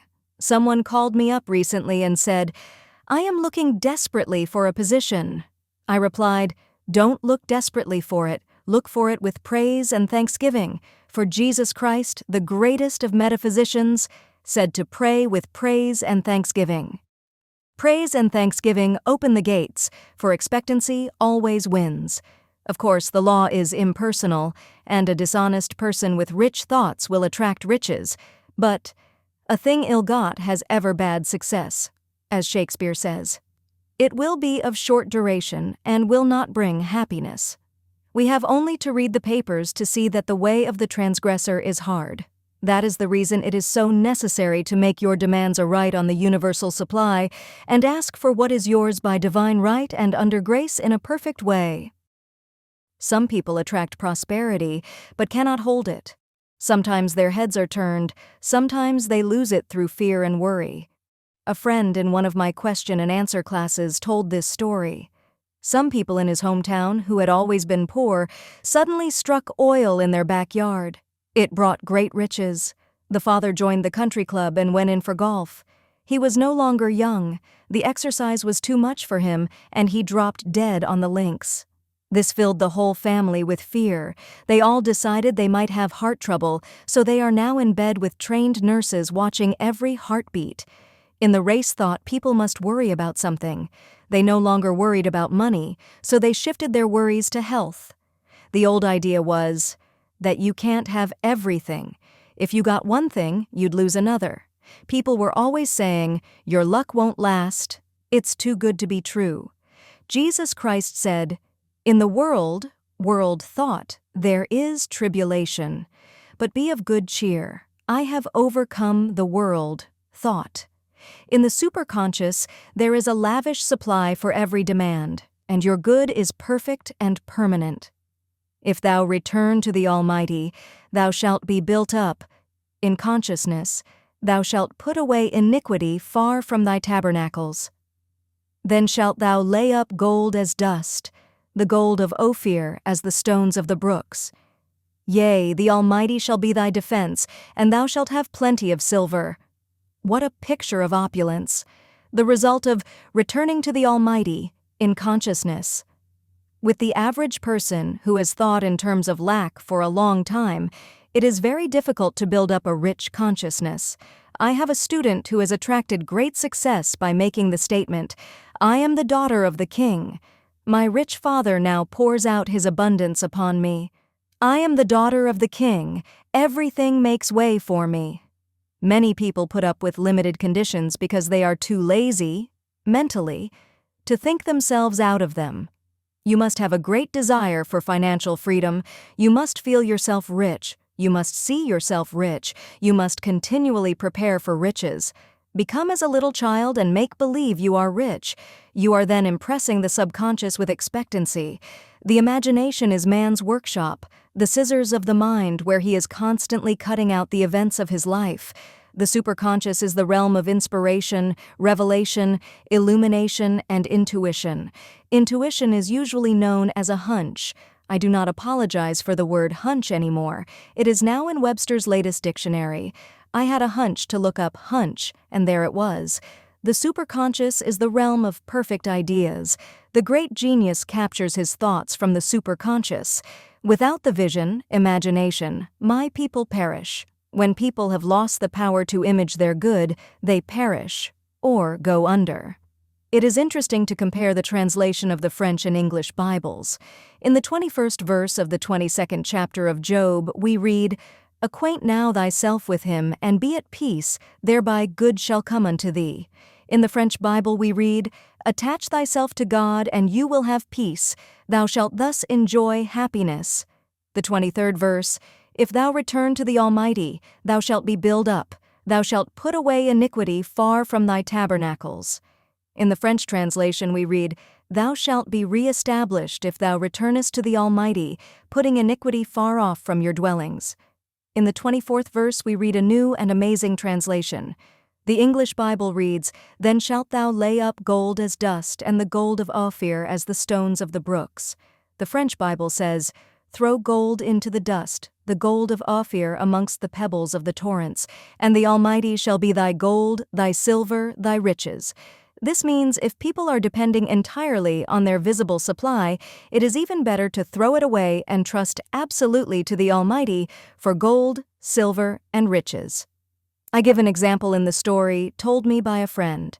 A priest went to visit a nunnery in France where they fed many children. One of the nuns, in despair, told the priest they had no food. The children must go hungry. She said that they had but one piece of silver, about the value of $0.25. They needed food and clothing. The priest said, "Give me the coin." She handed it to him, and he threw it out the window. "Now," he said, "rely entirely upon God." Within a short time, friends arrived with plenty of food and gifts of money. This doesn't mean to throw away what money you have, but don't depend upon it. Depend upon your invisible supply, the bank of the imagination. Let us now attach ourselves to God and have peace, for he shall be our gold, our silver, and our riches. The inspiration of the Almighty shall be my defense, and I shall have plenty of silver. Chapter 10. I shall never want. The Lord is my shepherd. I shall not want. Psalms 23:1. The 23rd Psalm is the best known of all the Psalms. We might say that it is the keynote to the message of the Bible. It tells man he shall never want, when he has the realization, or conviction, that the Lord is his shepherd, the realization that infinite intelligence supplies every need. If you get this conviction today, every need will be met now and forevermore. You will draw, instantly, from the abundance of the spheres whatever you desire or require, for what you need is already on your pathway. A woman suddenly had the realization, "The Lord is my shepherd, I shall never want." She seemed to be touching her invisible supply. She felt outside of time and space. She no longer relied on the external. Her first demonstration was a small but necessary one. She needed at once some large paper clips, but had no time to go to the stationer's to buy them. In looking for something else, she opened a little used chest, and in it, she found about a dozen large paper clips. She felt that the law was working and gave thanks. Then some needed money appeared. Things large and small came her way. Since then she has relied upon the statement, "The Lord is my shepherd, I shall never want." We used to hear people say, "I do not think it is right to ask God for money or things." They did not realize that this creative principle is within each man. True spirituality is proving God as your supply daily, not just once in a while. Jesus Christ knew this law, for whatever he desired or required appeared immediately on his pathway, the loaves and fishes and money from the fish's mouth. With this realization, all hoarding and saving would disappear. This does not mean that you should not have a bank account and investments, but it does mean that you should not depend upon them, for if you had a loss in one direction, you would have a gain in another. Always, your barns would be full and your cup flow over. Now, how does one make this contact with his invisible supply? By taking a statement of truth which clicks and gives him realization. This is not open to a chosen few. Whosoever calleth on the name of the Lord shall be delivered. The Lord is your shepherd and my shepherd and everybody's shepherd. God is the supreme intelligence devoted to supplying man's need. The explanation is that man is God in action. Jesus Christ said, "I and the Father are one." We might paraphrase the statement and say, I and the great creative principle of the universe are one and the same. Man only lacks when he loses his contact with this creative principle, which must be fully trusted, for it is pure intelligence and knows the way of fulfillment. The reasoning mind and personal will cause a short circuit. Trust in me and I will bring it to pass. Most people are filled with apprehension and dread when there is nothing to cling to on the external. A woman came to a practitioner and said, "I'm only a poor little woman with no one but God back of me." The practitioner said, "You need not worry if you have God back of you, for all that the kingdom affords is yours." A woman called me on the phone and said, almost in tears, "I'm so worried about the business situation." I replied, "The situation with God remains the same. The Lord is your shepherd, you shall not want. If one door shuts, another door opens." A very successful businessman who conducts all affairs on truth methods said, "The trouble with most people is that they get to relying on certain conditions. They haven't enough imagination to go forward, to open new channels.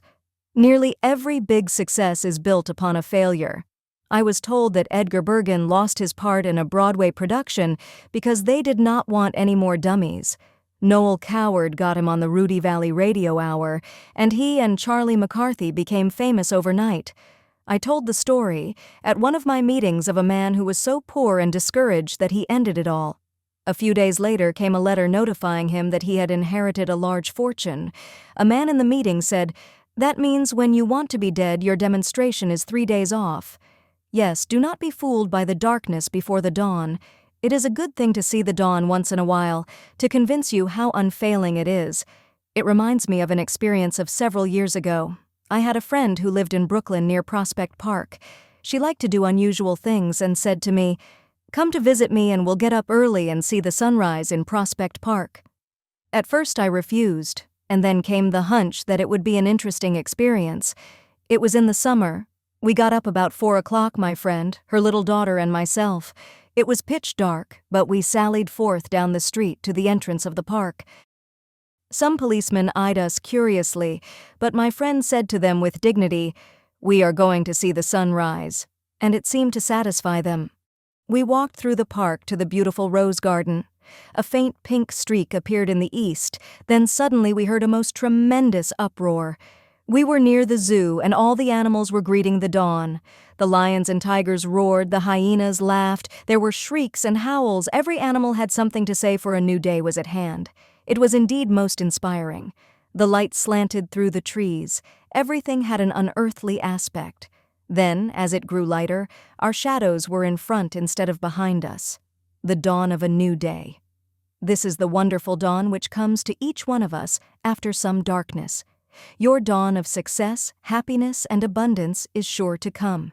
Every day is important, for we read in the wonderful Sanskrit poem, "Look well, therefore, to this day, such is the salutation of the dawn. This day the Lord is your shepherd. This day you shall not want, as you and this great creative principle are one and the same." The 34th Psalm is also a psalm of security. It starts with a blessing for the Lord. "I will bless the Lord at all times, his praise shall continually be in my mouth." They that seek the Lord shall not want any good thing. Seeking the Lord means that man must make the first move. "Draw near to me, and I will draw near to thee, saith the Lord." You seek the Lord by making your affirmations, expecting and preparing for your good. If you ask for success and prepare for failure, you will receive the thing you have prepared for. I tell in my book, The Game of Life and How to Play It, of a man who asked me to speak the word that all his debts be wiped out. After the treatment, he said, "Now I'm thinking what I'll say to the people when I haven't the money to pay them." A treatment won't help you if you haven't faith in it, for faith and expectancy impresses the subconscious mind with the picture of fulfillment.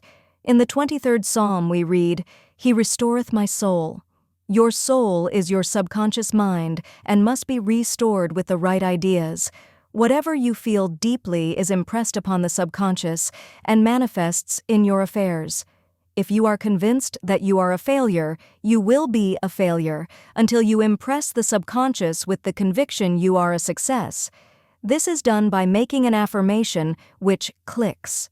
A friend in a meeting said that I had given her the statement as she was leaving the room, "The ground you are on is harvest ground." Things with her had been very dull, but this statement clicked. "Harvest ground, rang in her ears. Good things immediately commenced to come to her, and happy surprises. The reason it is necessary to make an affirmation is because repetition impresses the subconscious. You cannot control your thoughts at first, but you can control your words, and Jesus Christ said, "By your words you are justified, and by your words you are condemned." Every day choose the right words, the right thoughts. The imaging faculty is the creative faculty. Out of the imaginations of the heart come the issues of life. We have all a bank we can draw upon, the bank of the imagination. Let us imagine ourselves rich, well, and happy. Imagine all our affairs are in divine order, but leave the way of fulfillment to infinite intelligence. He has weapons ye know not of. He has channels which will surprise you. One of the most important passages in the 23rd Psalm is, "Thou preparest a table before me in the presence of mine enemies." This means that even in the presence of the enemy situation, brought on by your doubts, fears, or resentments, a way out is prepared for you. The Lord is my shepherd. I shall never want.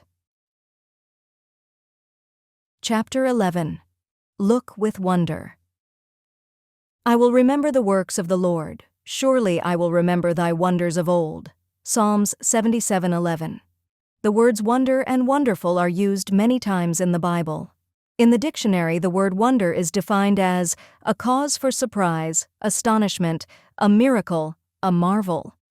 Uspensky, in his book Tertium Organum, calls the fourth-dimensional world the world of the wondrous. He has figured out mathematically that there is a realm where all conditions are perfect. Jesus Christ called it the kingdom. We might say, "Seek ye first the world of the wondrous, and all things shall be added unto you." It can only be reached through a state of consciousness. Jesus Christ said, "To enter the kingdom, we must become as a little child." Children are continually in a state of joy and wonder. The future holds promises of mysterious good. Anything can happen overnight.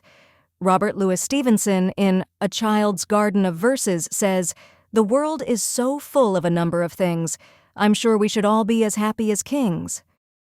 So let us look with wonder at that which is before us. That statement was given me a number of years ago. I mention it in my book, The Game of Life and How to Play It. I had missed an opportunity and felt that I should have been more awake to my good. The next day, I took the statement early in the morning. I look with wonder at that which is before me. At noon, the phone rang and the proposition was put to me again. This time, I grasped it. I did indeed look with wonder, for I never expected the opportunity to come to me again. A friend in one of my meetings said the other day that this statement had brought her wonderful results. It fills the consciousness with happy expectancy. Children are filled with happy expectancy until grown-up people, and unhappy experiences bring them out of the world of the wondrous. Let us look back and remember some of the gloomy ideas which were given us. Eat the speckled apples first. Don't expect too much, then you won't be disappointed. You can't have everything in this life. Childhood is your happiest time. No one knows what the future will bring. What a start in life. These are some of the impressions I picked up in early childhood. At the age of 6, I had a great sense of responsibility. Instead of looking with wonder at that which was before me, I looked with fear and suspicion. I feel much younger now than I did when I was 6. I have an early photograph taken about that time, grasping a flower, but with a careworn and hopeless expression. I had left the world of the wondrous behind me. I was now living in the world of realities, as my elders told me, and it was far from wondrous. It is a great privilege for children to live in this age, when they are taught truth from their birth. Even if they are not taught actual metaphysics, the ethers are filled with joyous expectancy. You may become a Shirley Temple or a Freddie Bartholomew or a great pianist at the age of 6 and go on a concert tour. We are all now back in the world of the wondrous, where anything can happen overnight, for when miracles do come, they come quickly. So let us become miracle conscious and prepare for miracles, expect miracles, and we are then inviting them into our lives. Maybe you need a financial miracle. There is a supply for every demand. Through active faith, the word and intuition, we release this invisible supply. I will give an example. One of my students found herself almost without funds. She needed $1,000, and she had had plenty of money at one time and beautiful possessions, but had nothing left but an ermine wrap. No fur dealer would give her much for it. I spoke the word that it would be sold to the right person for the right price, or that the supply would come in some other way. It was necessary that the money manifest at once. It was no time to worry or reason. She was on the street making her affirmations. It was a stormy day. She said to herself, "I'm going to show active faith in my invisible supply by taking a taxi cab." It was a very strong hunch.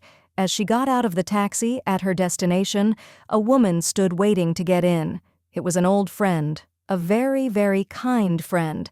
It was the first time in her life she had ever taken a taxi, but her Rolls-Royce was out of commission that afternoon. They talked, and my friend told her about the ermine wrap. "Why?" her friend said, "I will give you $1,000 for it." And that afternoon, she had the check. God's ways are ingenious, His methods are sure. A student wrote me the other day that she was using that statement. God's ways are ingenious, His methods are sure. A series of unexpected contacts brought about a situation she had been desiring. She looked with wonder at the working of the law. Our demonstrations usually come within a split second. All is timed with amazing accuracy in divine mind. My student left the taxi just as her friend stopped to enter. A second later, she would have hailed another taxi. Man's part is to be wide awake to his leads and hunches, for on the magic path of intuition is all that he desires or requires. In Moulton's Modern Reader's Bible, the Book of Psalms is recognized as the perfection of lyric poetry. The musical meditation, which is the essence of lyrics, can find no higher field than the devout spirit which at once raises itself to the service of God and overflows on the various sides of active and contemplative life. The Psalms are also human documents, and I have selected the 77th Psalm because it gives the picture of a man in despair, but as he contemplates the wonders of God, faith and assurance are restored to him. I cried unto God with my voice, even unto God with my voice, and he gave ear unto me. In the day of my trouble I sought the Lord, my soul refused to be comforted. Will the Lord cast off forever, and will he be favorable no more? Hath God forgotten to be gracious? Hath he in anger shut up his tender mercies? And I said, This is my infirmity, but I will remember the years of the right hand of the Most High. I will meditate also of all thy work and talk of thy doings. Thy way, O God, is in the sanctuary. Who is so great a God as our God? Thou art the God that doest wonders. Thou hast with thine arm redeemed thy people. This is a picture of what the average truth student goes through when confronted with a problem. He is assailed by thoughts of doubt, fear, and despair. Then some statement of truth will flash into his consciousness. God's ways are ingenious, his methods are sure. He remembers other difficulties which have been overcome, his confidence in God returns. He thinks, what God has done before, he will do for me and more. I was talking to a friend not long ago who said, I would be pretty dumb if I didn't believe God could solve my problem. So many times before, wonderful things have come to me, I know they will come again. So the summing up of the 77th Psalm is, what God has done before, he now does for me and more. It is a good thing to say when you think of your past success, happiness, or wealth. All loss comes from your own vain imaginings. Fear of loss crept into your consciousness, you carried burdens and fought battles, you reasoned instead of sticking to the magic path of intuition. But in the twinkling of an eye, all will be restored to you, for as they say in the East, what Allah has given cannot be diminished. Now to go back to the child's state of consciousness, you should be filled with wonder, but be careful not to live in your past childhood. I know people who can only think about their happy childhood days. They remember what they wore. No skies have since been so blue or grass so green. They therefore miss the opportunities of the wonderful now. I will tell an amusing story of a friend who lived in a town when she was very young, then moved away to another city. She always looked back to the house they first lived in. To her it was an enchanted palace, large, spacious, and glamorous. Many years after, when she had grown up, she had an opportunity of visiting this house.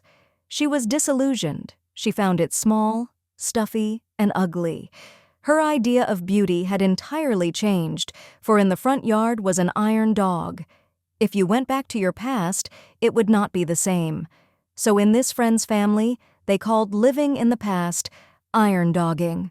Her sister told me a story of some iron dogging she had done. When she was about 16, she met abroad a very dashing and romantic young man, an artist. This romance didn't last long, but she talked about it a lot to the man she afterwards married. Years rolled by. The dashing and romantic young man had become a well-known artist and came to this country to have an exhibition of his pictures. My friend was filled with excitement and hunted him up to renew their friendship. She went to his exhibition, and in walked a portly businessman. No trace was left of the dashing romantic youth. When she told her husband, all he said was, iron dogging. Remember, now is the appointed time. Today is the day, and your good can happen overnight. Look with wonder at that which is before you. We are filled with divine expectancy. I will restore to you the years which the locusts have eaten. Now let each one think of the good which seems so difficult to attain. It may be health, wealth, happiness, or perfect self-expression. Do not think how your good can be accomplished. Just give thanks that you have already received on the invisible plane. Therefore the steps leading up to it are secured also. Be wide awake to your intuitive leads, and suddenly you find yourself in your promised land. I look with wonder at that which is before me. Chapter 12. Catch up with your good. And it shall come to pass, that before they call, I will answer, and while they are yet speaking, I will hear. Isaiah 65:24. Catch up with your good. This is a new way of saying, before they call, I will answer. Your good precedes you. It gets there before you do. But how to catch up with your good? For you must have ears that hear and eyes that see, or it will escape you. Some people never catch up with their good in life. They will say, my life has always been one of hardship. No good luck ever comes to me. They are the people who have been asleep to their opportunities, or through laziness haven't caught up with their good. A woman told a group of friends that she had not eaten for 3 days. They dashed about asking people to give her work, but she refused it. She explained that she never got up until 12 o'clock. She liked to lie in bed and read magazines. She just wanted people to support her while she read Vogue and Harper's Bazaar. We must be careful not to slip into lazy states of mind. Take the affirmation, I am wide awake to my good. I never miss a trick. Most people are only half awake to their good. A student said to me, if I don't follow my hunches, I always get into a jam. I will tell the story of a woman, one of my students, who followed her intuitive leads which brought amazing results.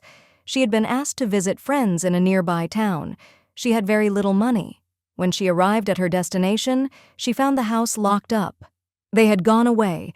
She was filled with despair, then commenced to pray.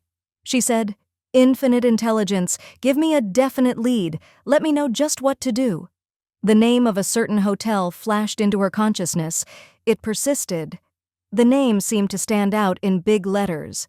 She had just enough money to get back to New York and the hotel. As she was about to enter, an old friend suddenly appeared who greeted her warmly and whom she hadn't seen in years. She explained that she was living at the hotel but was going away for several months and added, "Why don't you live in my suite while I am away? It won't cost you a cent."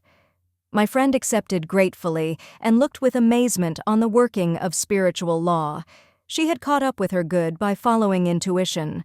All going forward comes from desire.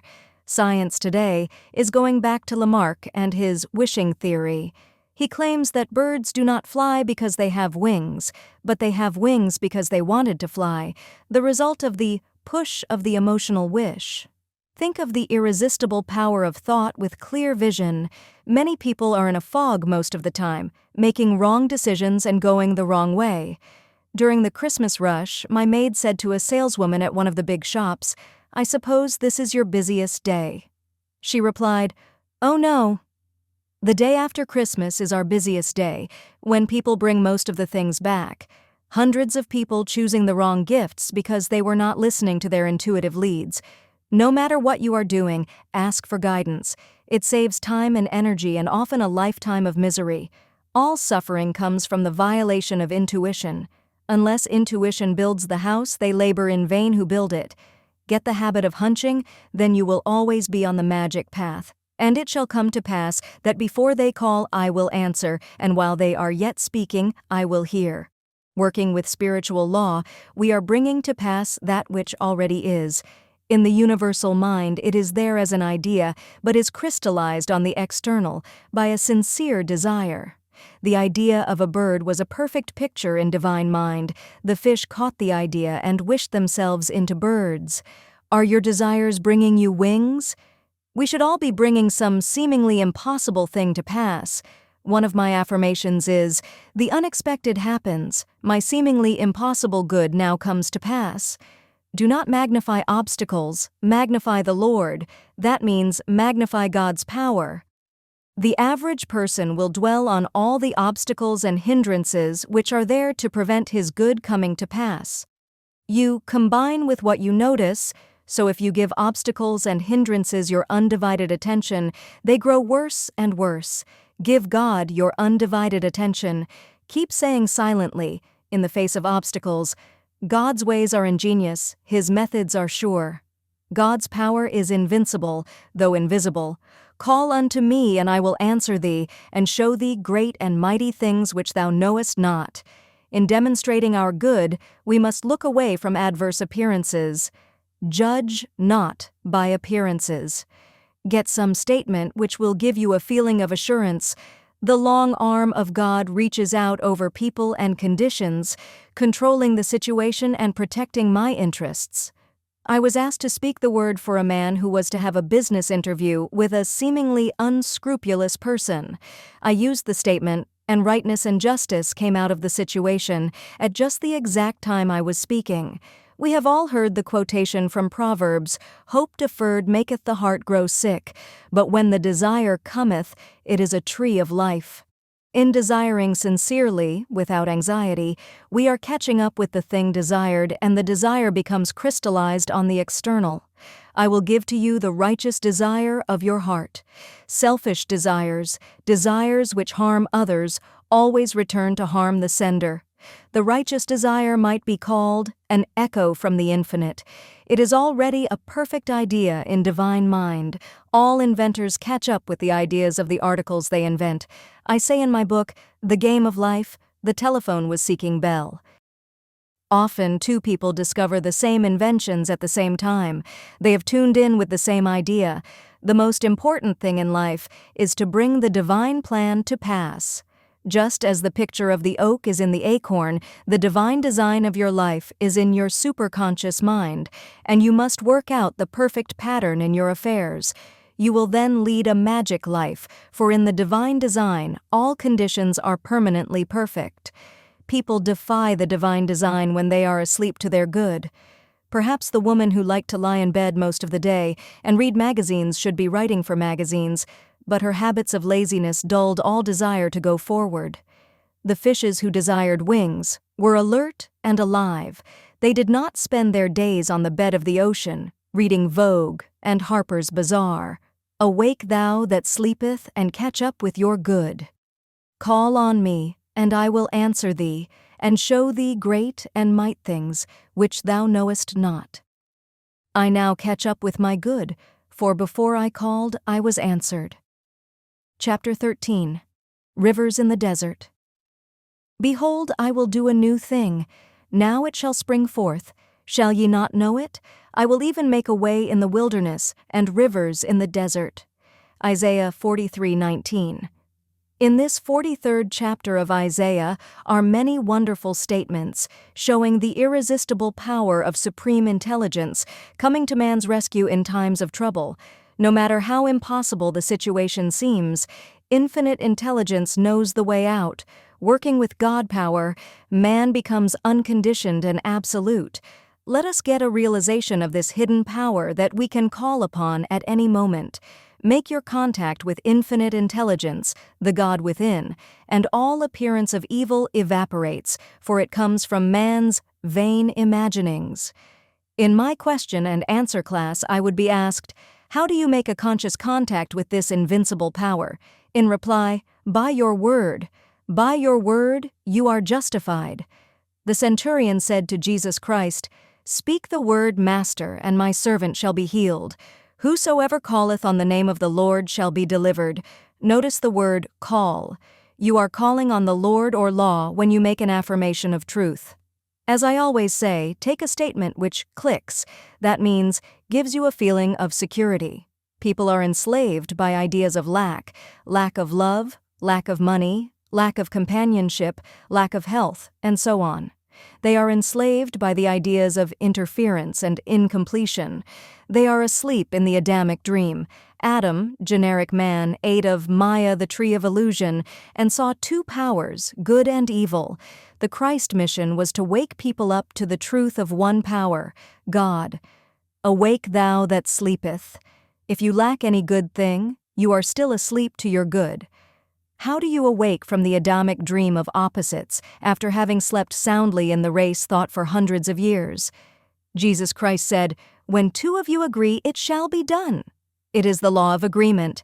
It is almost impossible to see clearly your good for yourself. That is where the healer, practitioner, or friend is necessary. Most successful men say they have succeeded because their wives believed in them. I will quote from a current newspaper giving Walter P. Chrysler's tribute to his wife. "Nothing," he once said, "has given me more satisfaction in life than the way my wife had faith in me from the very first, through all those years." Chrysler wrote of her, "It seemed to me I could not make anyone understand that I was ambitious except Della. I could tell her, and she would nod. It seems to me I even dared to tell her that I intended someday to be a master mechanic." She always backed his ambitions. Talk about your affairs as little as possible, and then only to the ones who will give you encouragement and inspiration. The world is full of wet blankets, people who will tell you it can't be done, that you are aiming too high. As people sit in truth meetings and services, often a word or an idea will open a way in the wilderness. Of course, the Bible is speaking of states of consciousness. You are in a wilderness or desert when you are out of harmony, when you are angry, resentful, fearful, or undecided. Indecision is the cause of much ill health, being unable to make up your mind. One day when I was in a bus, a woman stopped it and asked the conductor its destination. He told her, but she was undecided. She got halfway on, and then got off, then on again. The conductor turned to her and said, "Lady, make up your mind." So it is with so many people. Ladies, make up your minds. The intuitive person is never undecided. He is given his leads and hunches and goes boldly ahead, knowing he is on the magic path. In truth, we always ask for definite leads, just what to do. You will always receive one if you ask for it. Sometimes it comes as intuition, sometimes from the external.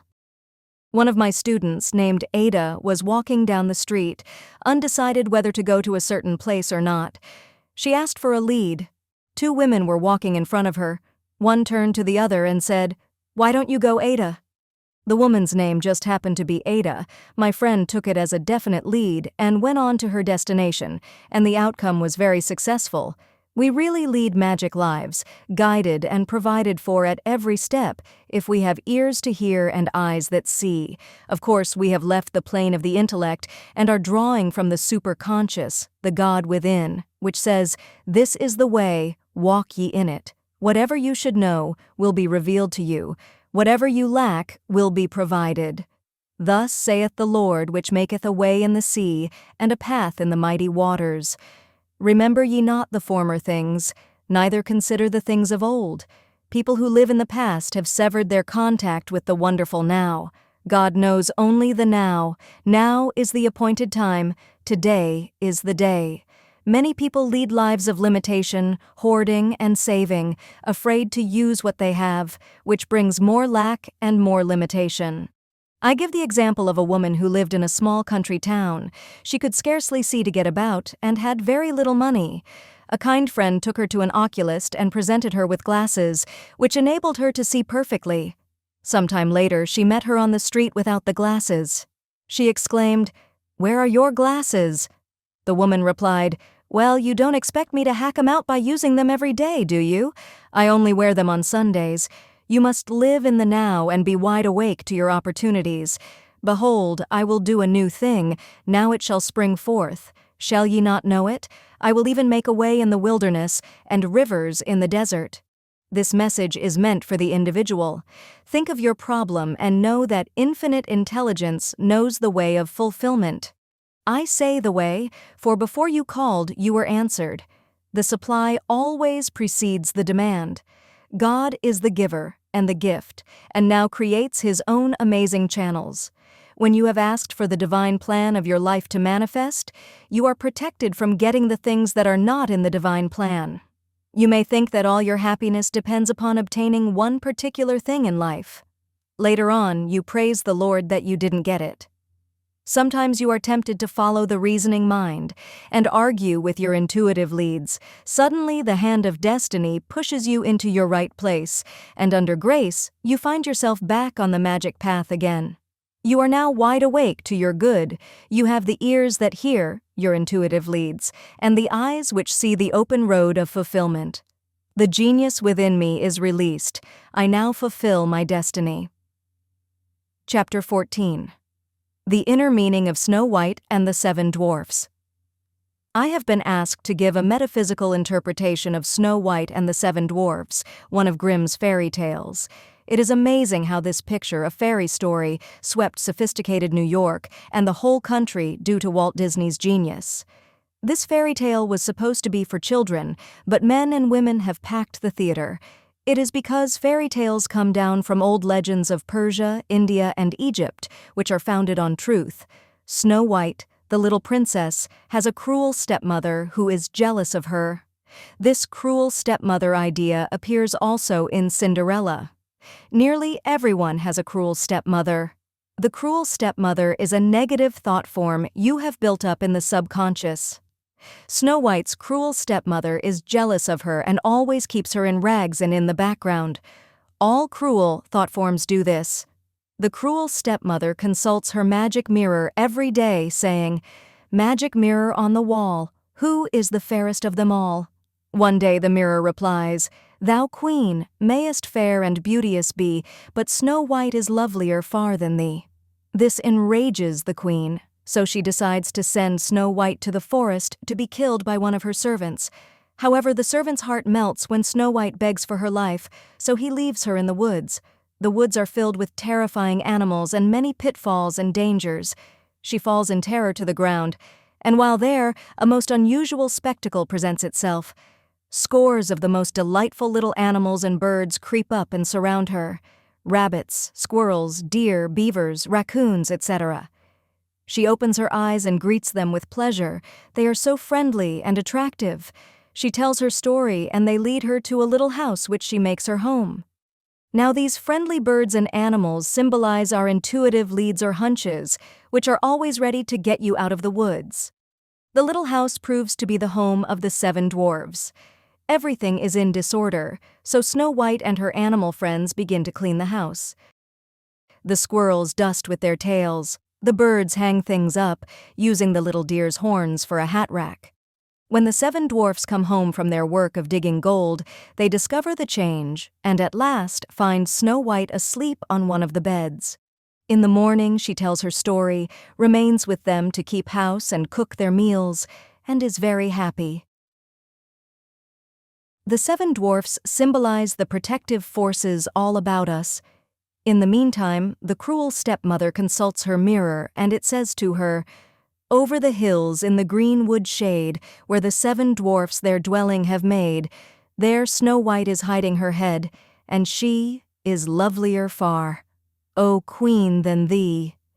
This infuriates the queen, so she starts off disguised as an old hag, with a poisoned apple for Snow White. She finds her in the house of the 7 dwarfs and tempts her with the big, red, luscious apple. The birds and animals endeavor to tell her not to touch it. They try to give her the hunch not to eat it. They rush around in dismay, but Snow White can't resist the apple. She takes one bite and falls, apparently dead. Now all the little birds and animals rush off to bring the 7 dwarfs to the rescue, but too late, Snow White lies lifeless. They all bow their little heads in grief. Then suddenly the prince appears, kisses Snow White, and she comes to life.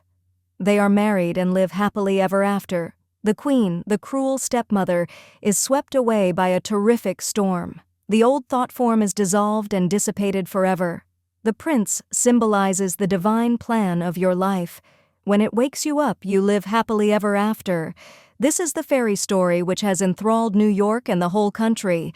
Find out what form of tyranny your cruel stepmother is taking in your subconscious. It is some negative conviction which works out in all your affairs. We hear people saying, "My good always comes to me too late. I've lost so many opportunities." We must reverse the thought and say repeatedly, "I am wide awake to my good. I never miss a trick." We must drown out the dreary suggestions of the cruel stepmother. Eternal vigilance is the price of freedom from these negative thought forms. Nothing can hinder, nothing can delay the manifestation of the divine plan of my life. The light of lights streams on my pathway, revealing the open road of fulfillment. The end.